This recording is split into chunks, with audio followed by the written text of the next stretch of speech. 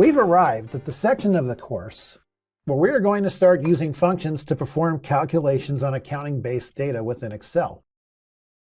First, we will look at math and statistical functions. The math functions we will cover are some you should be familiar with, but of course we will apply them to an accounting situation. I am talking about the sum and average functions. At the bottom of this sales sheet, we want to know what the grand total was for sales, and we also want to know what the average sales per month per salesperson was.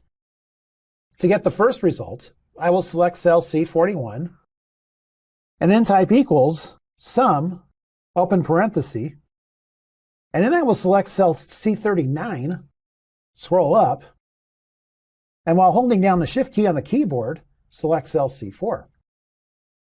All the sales numbers are selected, so I will select the Enter key on the keyboard. Now that we know the range of numbers to use in these calculations, we can type the average function that we need in cell C42.